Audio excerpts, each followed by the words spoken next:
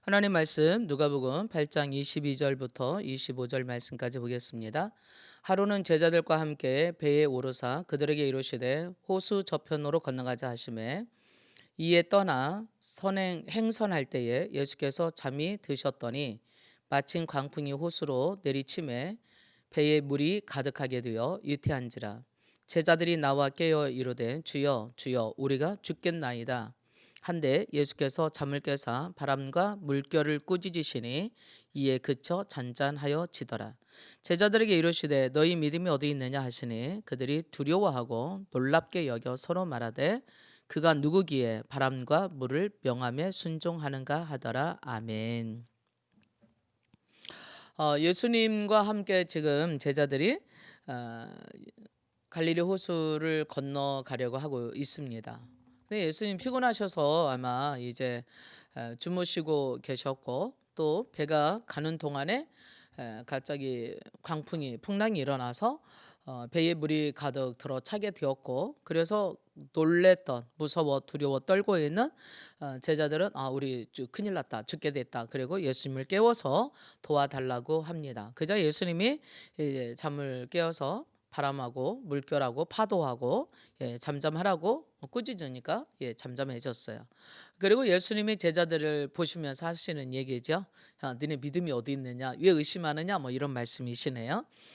그리고 그렇자 그들이 예수님이 그냥 마치 무슨 사람에게 말하듯이 아니면 누구에게 말하듯이 그냥 바람이나 풍랑 이런 거 물결 파도에게 말하니까 그들이 순종하고 듣거든요. 그러니까 아니 저분이 누구길래 지금까지 예수님을 선생님으로 따라다니고 함께 생활했지만 아니 자연까지도 예수님에게 순종하는 걸 볼 때 저들이 놀라면서 그들이 이렇게 말했어요. 저게 누구길래 바람도 순종해? 파도도 순종해?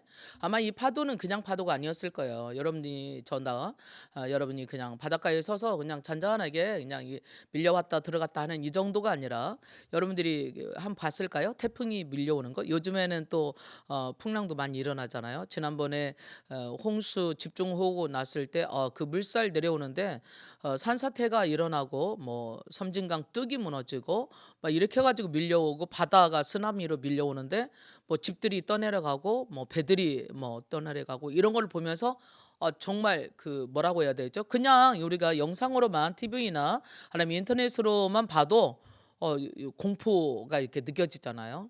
어쩌면 그 정도는 아니었을지 모르겠지만 이 제자들이 정말 무서워서 죽을 것 같은 그러한 두려움에 휩쓸렸다라면 상당히 풍랑이 파도가 높았겠죠. 집채만한 파도가 마치 배를 삼킬 것 같은 그런 파도였겠죠. 근데 그 잠잠해 이렇게 하니까 그 잠잠했다고 생각을 해보세요. 그 파도가 밀려와서 덮치는 것만큼이나 얼마나 놀라운 일이 아닌가요? 감탄하고 놀라운 일. 아마 두려웠을 거라고 생각이 들어요. 파도가 밀려오는 것도 두렵지만 예수님이 그런 파도에게 조용히 해라, 잠잠해라 이렇게 탁 가라앉았을 때 그 충격. 저는 좀 상상이 잘 안 가지만요. 아마 상당히 충격이었을 것 같아요. 그래서 제자들이 하는 말입니다. 저분이 누구길래 저렇게 순종해? 라고 하는 거. 네. 예수님에게는 그러한 믿음이 있으셨어요. 예수님이 말씀하시면 그대로 된다라고 하는 믿음이 있으셨어요. 예수님 수없이 그렇게 믿으라고 그래요. 너희가 이 산을 들어서 바다에 던져지라 말하고 너희가 말한 것이 이루어질 줄 믿는다라면 그리고 의심하지 않는다라면 너희가 말한 그대로 되라고 하는 말에 대한 하나님께서 천지를 창조하실 때에 우리가 히브리서 11장에 보면 하나님이 말씀으로 천지를 창조하셨다고 하는 것을 우리는 믿음으로 안다. 그런 말씀이 있죠. 바로 예수님께서는요. 그것이 어떤 것이든지 예수님이 말씀하신 것은 이루실 거라고 그렇게 믿으셨어요. 우리들에게 정말 중요한 게 있다면요. 우리의 믿음으로 무엇을 할 수 있을 것인가라는 얘기예요. 그래서 저는 사무엘상 17장에 있는 다윗이 골리앗을 무찌른 그걸 보면서 정말 우리의 믿음 어디가 있는가 한번 생각해 보는 시간 가졌으면 참 좋겠어요. 블레셋과의 전쟁이 일어났어요. 골리앗이라고 하는 아주 굉장한 그러한 군인이 나와서 이스라엘 백성들을 저주하고 하나님을 모독하면서 전쟁을 돋구고 있습니다. 그때의 전쟁은 오늘날 같은 전쟁이 아니죠. 사람이 실제로 나와서 대열을 짓고 싸움 잘하는 대장이 앞장서서 대열을 짓고 맞붙어서 싸우는, 그렇게 싸워서 많은 사람이 죽느니 차라리 너네 중에서 대표 한 명 나오고 우리에게서 대표 한 나와서 그냥 대표끼리 대결 한번 해보자. 그래서 내가 지면 너희 종이 될게. 또 너희가 지면 우리의 종이 되라. 뭐 이렇게 그러면서 아주 모독을 하지요. 너희들은 단판에 내가 그냥 한 번에 이겨줄게. 뭐 이렇게 나 이길 만한 사람이 있으면 나와봐라고 하는 거죠. 당시 골리앗을 성경에서 이렇게 소개해 놓은 거 보면요, 그는 대단한 용사였어요. 뭐 덩치도 클 뿐만 아니라 쌈도 잘하고, 그리고 막 무기로 무장한 것 등등 다 갑옷까지 창칼까지, 뭐 그리고 그의 신장까지, 그리고 또 그를 돕는 앞에서의 그를 막아주는 방패 역할을 해주는 그러한 수비들까지도. 그런데 그 앞에 그 누구도 이스라엘 민족 상당히 사울 왕은 당시의 사람 중에 이스라엘 사람들 중에 뭐 신장도 크고 상당히 용맹스러운 용사요 군사요로 표현하죠. 그 당시에 전쟁에서 나가서 승리를 이끄는 자가 왕이 되는 사람이었으니까 그 당시에 사울은 이스라엘 나라의 최고의 군사였고 군인이었고 용맹스러운 그런 장군이었고 그다음에 왕과 같이 통치할 수 있는 사람이었었던 걸 보게 됩니다. 그러나 그 사울도 두려워서 떨었고요. 이스라엘 모든 군인들도 단 한 사람도 대꾸하거나 반응하는 사람이 없었고 다 무서워서 떨었고, 성경에 보면 사울 왕은 그 전쟁은 절대 이스라엘이 이길 수 없다라고 하는 판단이 이미 섰던 것을 보게 됩니다. 그럴 때 이제 겨우 소년인, 우리로 말하면 한 청소년 정도 되는 한 17살 정도밖에 안 되는 어린 소년인, 군인도 아닌, 그것도 양들이나 지키는 목동 역할을 하는, 뭐 양들 뭡니까, 다치지 않도록 지키게 하는 그런 목동 역할을 하고 있는 다윗이 그 전문가인 장교 출신인 용사인 골리앗 앞과 나가서 싸운다는 것은 이거는 그야말로 뭐 게임 셈이죠. 끝난 거죠. 어떻게 보면 죽으러 나가는 거나 같은 거예요. 그럴 때 모두가 말립니다. 그의 형들, 군인으로 이미 나가 있는 그 형들을 비롯해서, 그리고 사울 왕조차도 그에게 말합니다. 얘야, 저 사람은 용사고 전문 군인 프로야, 프로. 너는 상대가 될 수 있는 사람이 아니야. 그럴 때 아주 다윗이 열심히 설득을 합니다. 왕이셔, 그러나 나는 내가 그 목동으로 있을 때에 하나님께서 그 양새끼를 일이나 아니면 뭐 사자나 곰이 잡아가면 내가 맨손으로 쫓아가서 그 양이나 그 사자나 늑대 아니면 곰의 입을 찢고, 그리고 내가 이렇게 그 양을 찾아왔나이다. 하나님이 나에게 그렇게 하셨다라면 나와 함께 그 지켜주시고 나를 싸우게 하셔서 이기게 하셨던 사자나 곰의 그 한 마리처럼 저 골리앗은 그 정도밖에 되지 않는 거다. 그래서 내가 나가서 싸우게 해주십시오라고 간곡히 부탁합니다. 다윗은 그걸 믿었다는 거죠. 감히 그 전쟁터에 창과 칼이 휘둘리고 갑옷을 쓰고 정말 전쟁이죠. 무차별하게 죽어가고 있는 그런 전쟁에 아무 무기도 없이 갑옷도 없이 그냥 그 온 천하를 쩌렁쩌렁 울리게 고함치는 그 용사 앞에 내가 싸우러 나선다고 하는 것 자체, 아니 싸우러 밀어낸다 하더라도 나는 못해요라고 도망칠 수밖에 없는 무시무시한 그 현장에 오히려 다윗은 더 당당하고 담대하게 맞짱 떴어요. 내가 하겠노라고, 나를 보내달라고.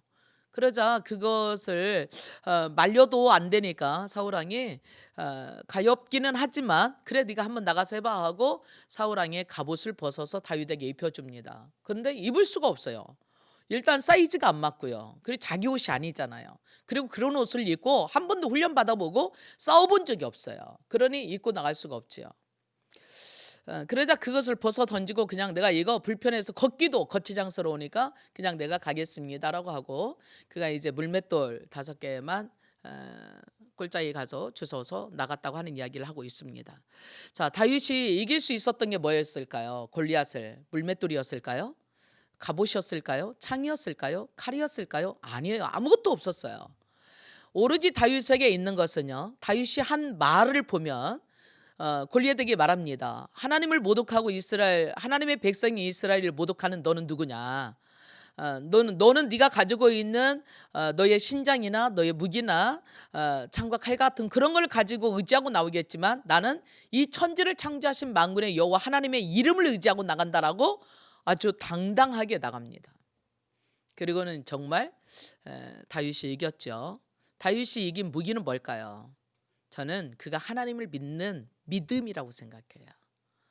다윗이 이길 수 있었던 도구는 믿음이었어요. 하나님을 믿는 그의 믿음, 그가 경험했던 양들을 치면서 사자나 곰의 이 사이에 끼어있는 양새끼를 잡아올 수 있도록 하나님께서 주셨던 힘, 그의 삶 가운데서 매일매일 삶 가운데서 하나님을 경험했던, 하나님과 동행했던, 하나님의 능력을 체험했던 그것이 다윗의 힘이었어요. 오늘 우리가 코로나뿐만 아니라 우리의 경제적인 것, 건강적인 것, 또한 관계, 학업, 또는 직장, 결혼, 부부 생활 모든 것들에 대한 어려움이 올 수 있어요. 그것들은 우리가 정말 감당하기에 버거울 정도로 힘들고 어려운 것일 수 있어요. 그걸 어떻게 이겨나가느냐는 얘기예요.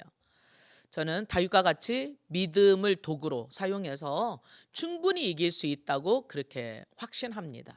왜? 하나님은 그러신 분이에요. 하나님은 전능하신 분이세요. 마음을 다하고 뜻을 다해서 하나님을 사랑하고 하나님을 의지하고 인정하고 받아들이고 그분에게 나를 맡길 때 그분께서는 우리에게 우리의 마음과 생각과 모든 것을 지켜주시는 분이고 공급해 주시는 분이세요. 다윗은 사울의 갑옷을 입고 나갈 수가 없었어요. 다르게 말하면 다른 사람 믿음으로 내가 이기는 게 아니에요. 다윗은 자기가 경험했던 그 믿음, 자기가 삶 가운데서 하나님을 만났던 그 믿음으로 골리앗과 나가서 싸울 수 있었고, 그리고 그 하나님이 다윗을 이기게 해주셨어요.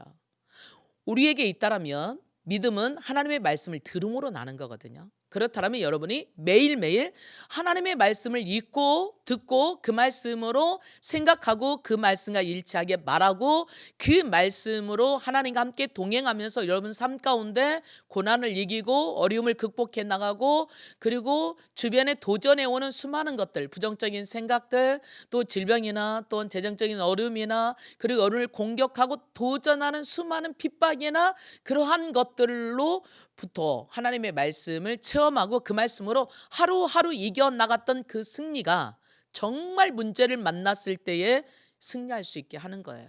그러니까 우리가 매일 살아갈 수 있는, 승리할 수 있는 도구가 뭐냐면 믿음입니다. 사도 요한은 요한 1서 5장에 말합니다. 세상을 이기는 것이 무엇이냐? 하나님을 믿는 믿음이라고 말하고 있어요. 맞습니다. 오늘 저와 여러분들이 정말 중요한 게 있다라면요, 겨자씨만한 믿음만 있어도 예수님께서는 산을 들어서 옮길 거라고 말씀하셨어요. 그러므로 저와 여러분이 정말 누구에겐가 어려움을 닥칠 때마다 도와달라고 가서 외치고 구걸하고 하소연할 것이 아니라 하나님께 나를 맡기고 그리고 그분이 나를 도와주실 것을 믿으면 하나님께서 여러분을 충분히 이기고 감당할 수 있는 믿음 주신다고 믿어요. 바울은 그랬어요.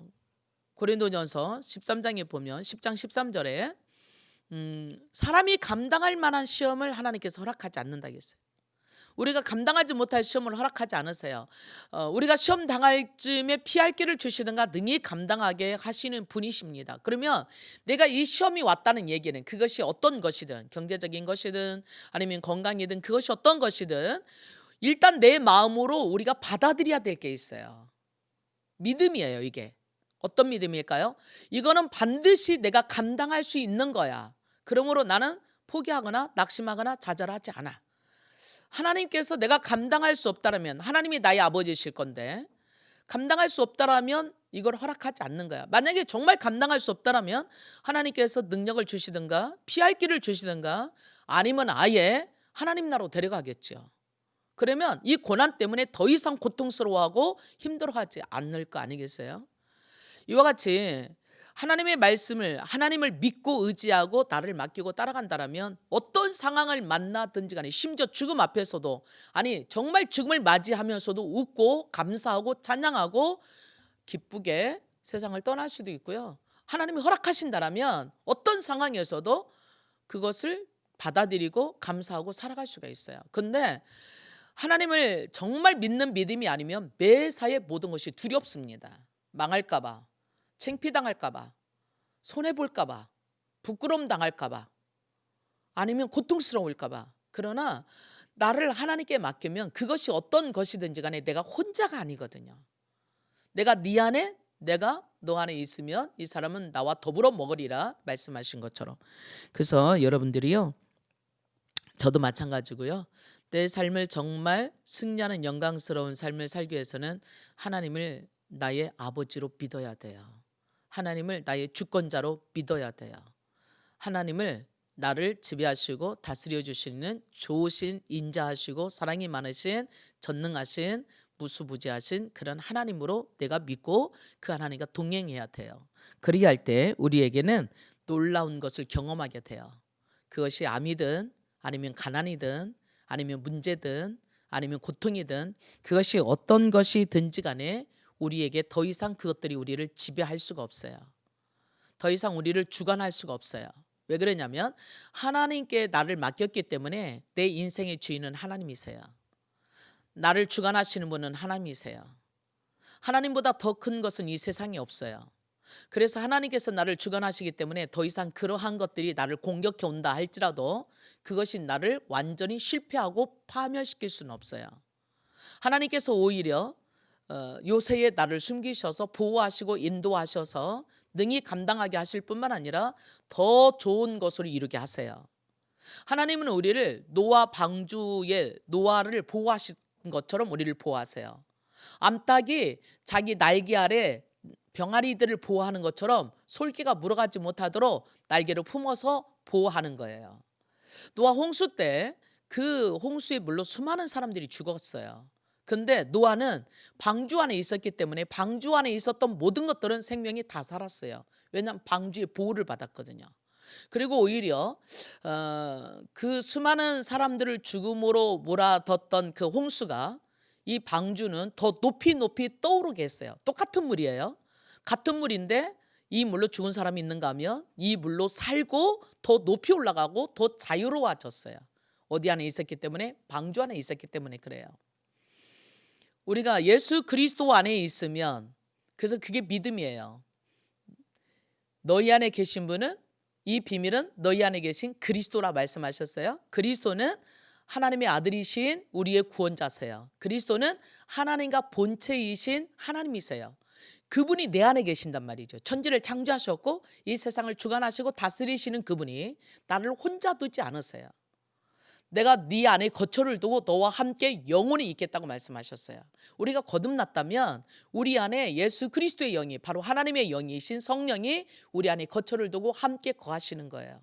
이게 바로 믿음이에요. 눈에 보이지 않지만 지금 우리의 몸은 하나님의 성령이 계신 성전이에요. 그래서 내 안에 그 어떤 것도 침입해서 들어올 수 없다고 믿어야 돼요. 감기도, 코로나도, 암도, 어떤 질환도 올 수 있어요. 그러나 받아들이지 마세요. 예수님이 그런 말씀하셨어요.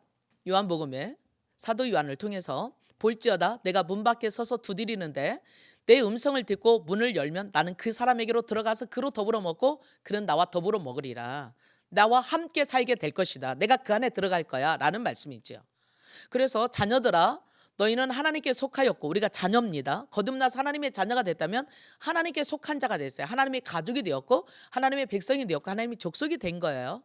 자녀들아, 너희는 하나님께 속하였고 그들을 이겼나니. 그들이 누굴까요? 우리를 멸망시키려고 하는 악한 영들일 수 있겠고 세상의 질병과 저주와 가난과 수많은 문제들일 수 있겠죠. 마귀가 가져왔던 수많은 일들, 예수님께서 이 땅에 오신 것은 마귀의 일을 멸하려 오셨다니까 우리는 이미 예수님 안에서 마귀의 일이 멸해진 사람, 이기게 된 사람에 속하는 거죠. 너희 안에 계신 분은 세상에 있는 자보다 크다고 말씀하셨어요. 그렇기 때문에 여러분들이 의식으로 깨어 있어야 돼요. 이게 바로 믿음으로 깨어 있는 거예요. 맞아, 예수님 내 안에 계시지. 예수님 죽음을 이기셨어. 죽음을 이기고 부활하셨어. 그분은 질병도 이기셨어. 예수님은 믿는 자에게는 이러한 표적이 따를 것인데 내 이름으로 귀신이 떠나갈 것이고 병든 자에게 손원진증 나을 거라고 말씀하셨어. 이 말씀을 믿는 거예요. 받아들이고요. 영접하는 자, 곧 그 이름을 믿는 자들에게는 그랬거든요.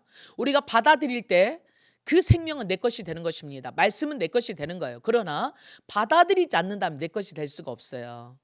오늘 잠언에 있는 말씀을 우리가 함께 봤는데요. 새벽 시간에 잠언 13장에 잠언 13장 13절에 그런 말씀이 있어요. 하나님의 말씀을 멸시하는 자들은 멸망할 것이요 그랬어요. 멸시한다는 게 뭘까요? 받아들이지 않는 거예요. 하나님의 말씀을 받아들이지 않는다는 얘기는 반대로 또한 같은 의미로 하나님을 받아들이지 않는 거예요. 하나님을 받아들이지 않는다는 것은 하나님의 생명을 그 속에 받아들일 수가 없는 거죠. 하나님을 받아들이고 하나님의 말씀을 받아들이고 하나님의 생명을 받아들일 수 있는 도구가 뭐냐면 믿음이에요. 믿음으로만 가능한 거예요. 우리가 아무것도 가진 것이 없을 수 있어요. 배운 것도 없고요. 또한 소유도 없고요. 똑똑한 것도 없고요. 잘난 것도 없고요. 내게는 아무것도 없어요. 잘할 수 있는 것도 없고 가진 것도 없고 또한 인물도 없고, 그러나 우리가 딱 하나 가질 수 있어요. 하나님을 믿는 거예요. 하나님의 말씀을 받아들이는 거예요. 하나님의 능력을 받아들이는 거예요. 내 인생의 주인으로 그분을 내 중심의 구원자로 받아들이는 거예요. 주님, 나는 받아들여요. 주님이 나의 주인으로 오아주시기를 받아들여요.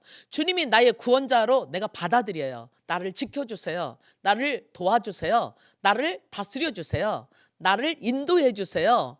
너의 모든 것을 주님께 맡기라. 그리하면 주께서 너의 마음과 생각을 지키실 거라고 말씀하셨네요. 맞아요. 오늘 우리가 지킬 수 있는 것은 딱 하나예요. 하나님의 말씀을 받아들이는 거예요. 그게 바로 믿음이에요. 그래서 우리가 믿음은 하나님의 말씀으로 말미암느니라 그랬는데, 하나님의 말씀을 자꾸 듣고 받아들이다 보면요, 내 믿음이 커져요. 그래서 이 믿음은요, 산을 옮길 수 있는 능력이 돼요.